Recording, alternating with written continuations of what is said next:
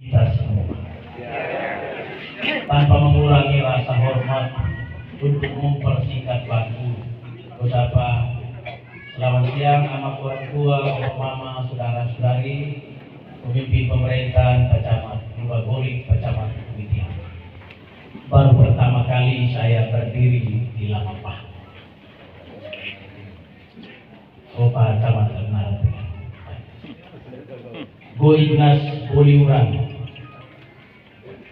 Atal Lawuto Tobi Lawapulo Gelong Tanale.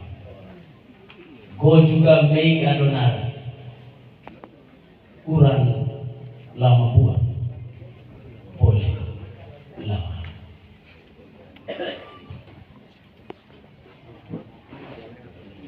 Dengan tidak terpilih pada Pileg 14 Februari 2024, tepat pada hari ulang tahun saya yang ke-55, tepat saya maju untuk kelima kalinya dalam kontestasi Pileg Kabupaten Flores Timur.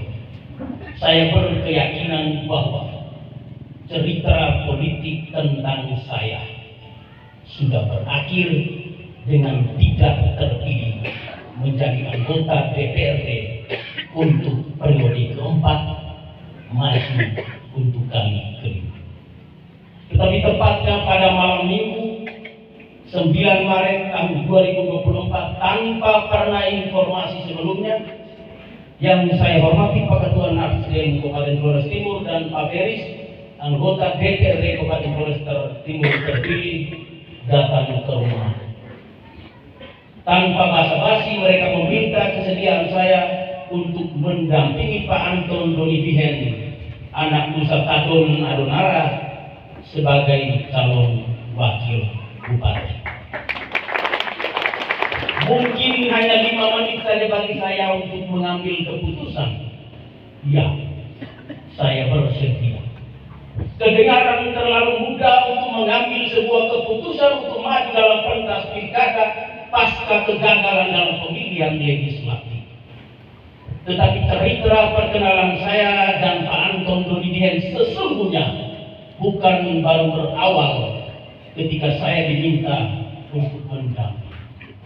Sejak tahun 2016 ketika gagal terbentuknya daerah otonom Adonara, untuk pertama kalinya saya mengenal Anton Donibihen.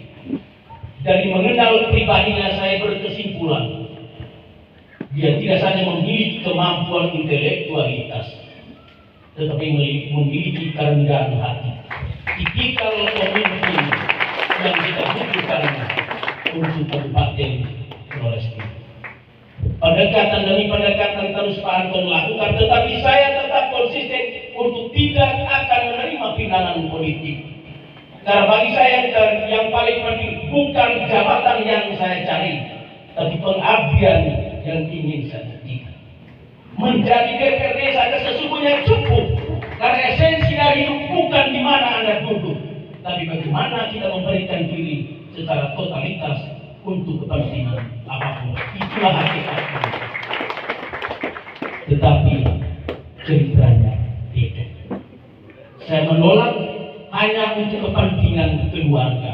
Karena yang paling prioritas dalam hidup bukan karir, tetapi keluarga. Karir politik tidak boleh menjadikan keluarga sebagai korban. Anak gue apa? Karena itu yang paling penting bukan petualangan politik, tetapi tanggung jawab moral sebagai bapak tua. Tapi gue terpilih, maka tidak ada pilihan lain untuk tidak menerima. Saya ini ekspatriat. Waktu duduk bersama dengan anak-anak dalam keluarga, anak gue yang bungsu, saya mau pakai bahasa daerah, tapi logatnya tidak baik padanya. Jadi anak gue yang tahu foto kami, foto mau ke bule cantik semua. Papa mau nih bodoh ngeri, kenapa dia mau jadi imam? Jadi saya jawab, no, kalau kau jadi tua dia pakai. Ibu yang akan menggerai kita untuk ngomong bodoh sekali. Mungkin Tuhan sudah merencanakan agar saya bukan dipersiapkan untuk menjadi pemimpin umat, tetapi untuk pengabdi masyarakat. Mungkin juga Tuhan sudah menentukan, merencanakan bahwa sudah cukup, sudah saatnya saya beralih dari menjadi wakil rakyat untuk menjadi pemimpin rakyat. Ya, saya kira terlalu tegang ya saya. Beralih dari wakil rakyat menjadi pemimpin rakyat. Bapak, mama, saudara-saudari yang saya hormati. Bapak-bapak mungkin senang melihat penampilan ganteng Pak Anton dan saya dengan baju baru. Kami pakai untuk kali pertama di Adonara, setelah kali pertama kami pakai Lau Jakarta untuk foto.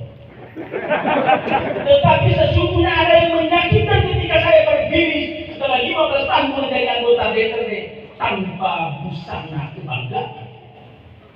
Bapak-bapak mereka senang, tapi sebagai kader partai. Partai apa itu?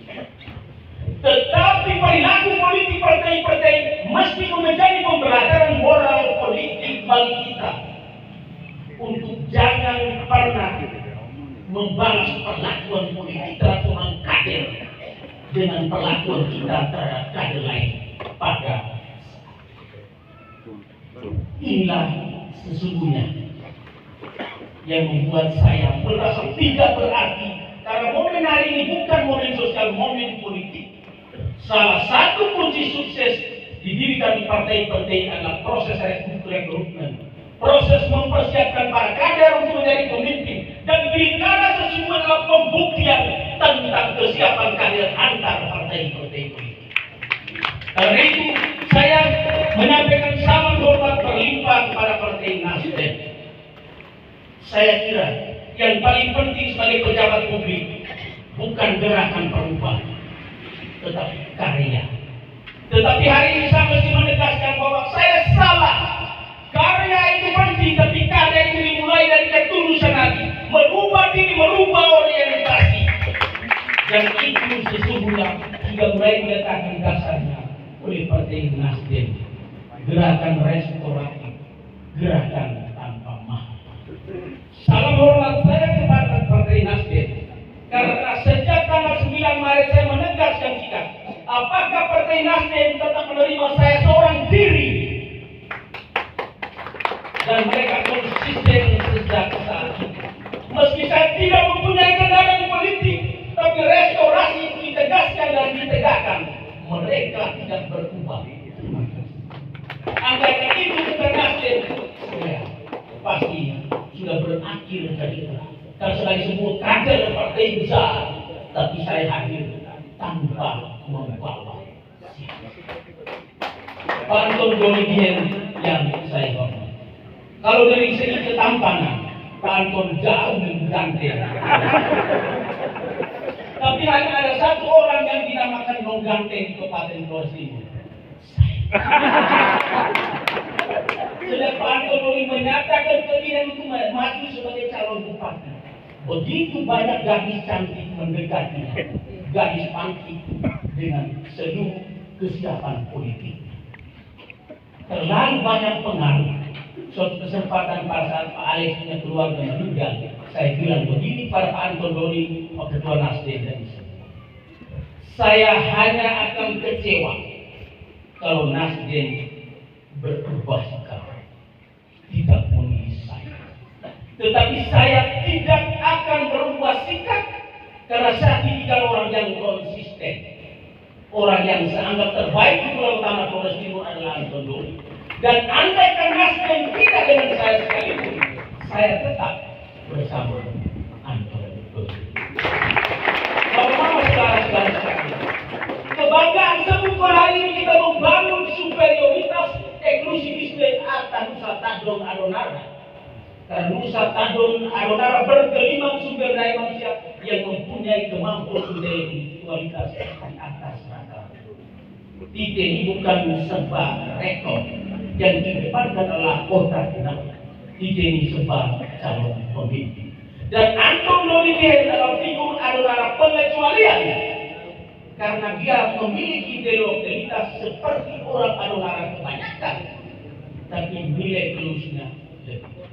Dia mempunyai ketenangan dan kerendahan hati, dan karena sikapnya itu dia diterima bukan saja di Adonara, tetapi di daratan Flores dan karena itu komitmen kita tentang Adonara bukan Adonara menjadi nomor satu, bukan karena Anton dipilih orang Adonara, salah. Karena dia memiliki kualifikasi lebih sebagai calon pemimpin yang mampu dan baik. Inilah mesti menjadi kebanggaan kita, bukan sekedar orang. Gohitung Kai, pemilih di Adonara 96.222. Gohitung Kai, pemilih di Lubagoli 10.107. Mereka Kecamatan Goi 5.677. Go ini wakil, karena itu tanggung jawab moral politik terbesar si Lautan Nusantara Adonara yang tahu bukan kami. Tapi jangan lagi ada pesimisme, karena kalau Nusantara Adonara merindukan bupati karena sepanjang sejarah belum ada bupati. Lalu betul bilau Pulau Gelong Tanah Lembang yang belum wakil bupati. Bupati kami nongolengkai, bukan secara wilayah tapi lalu karena itu mari perpaduan antara kerinduan Nusantara Adonara dalam diri pribadi yang tepat bertepatan dengan kerinduan Lautobi wakil. Inilah kesempatan sama Bapak Pencakai, politik itu pada dasarnya umat capek. Karena kita hidup di dalam sistem kepolitikan. Tipikal politisi pelayan seperti Anton Dolidan, saya mesti sembarang menegaskan sistem politisi pelayan. Tidak akan menggunakan semua cara untuk mendapatkan jabatan. Kami bukan tipikal politisi penguasa. Karena itu mari kita pengaruh makari kakak kita balas naik dengan cara-cara berpolitik dan baik santun menegaskan identitas politik Anton. Karena yang kita cari adalah jabatan untuk mengabdi, bukan kepercayaan untuk berkuasa. Selamat siang, terima kasih.